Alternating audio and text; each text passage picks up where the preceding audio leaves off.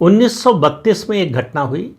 Calcutta university में एक कार्यक्रम हो रहा था जिसमें उस समय जो अंग्रेज गवर्नर था पश्चिम बंगाल का, स्टैनली जैक्सन, मुख्य अतिथि था। और स्वतंत्रता संग्राम सेनानी बीना दास, उन्होंने स्टैनली पर हमला करने की कोशिश की। इस सोहरावर्दी ने पकड़ लिया, उन पर मुकदमा चलवाया और उसके बाद उनको फांसी की सज़ा हो गई। इसके इनाम में अंग्रेज़ बहादुर ने इस सोहरावर्दी को नाइटहुड का पुरस्कार दिया। ये अलग बात है कि कुछ समय बाद इसने नाइटहुड का पुरस्कार लौटा दिया, इसलिए नहीं कि उसको अचानक जो है स्वतंत्रता संग्राम सेनानी की याद आ गई, इसलिए कि ब्रिटेन ने तुर्की के खलीफा पर हमला किया। मुस्लिम लीग ने दबाव डाला कि हमारे खलीफा पर हमला हुआ है, ऐसी सरकार का दिया हुआ नाइटहुड का पुरस्कार आपको लौटा देना चाहिए। उसने लौटा दिया। ये कौन था अब ये जान लीजिए। ये चाचा था वो हुसैन सोहरावर्दी का, जिसको बूचर ऑफ कलकत्ता कहा जाता है। 16 अगस्त 1946 जिन्ना ने डायरेक्ट एक्शन डे की कॉल दी। और डायरेक्ट एक्शन डे, एक्शन का मतलब क्या?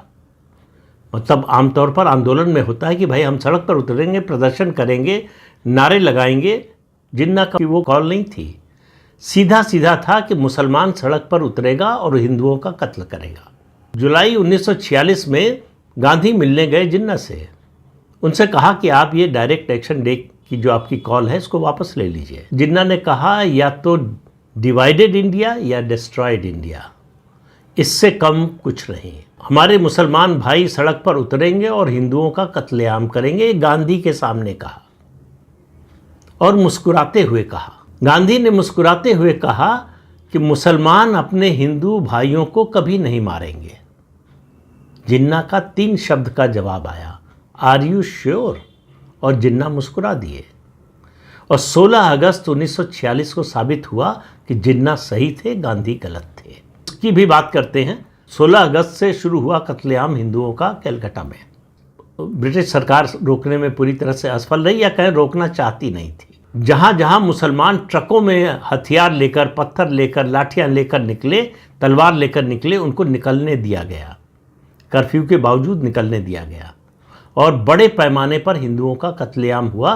और ये 16 अगस्त, 17 अगस्त, 18 अगस्त तक चलता रहा, 3 दिन लगातार। उसके बाद एक हिंदू रक्षक सामने आया जिसका नाम था गोपाल मुखर्जी उर्फ गोपाल पाठा। पाठा बांग्ला में जो है बकरे को कहते हैं। उनका मटन का व्यापार था।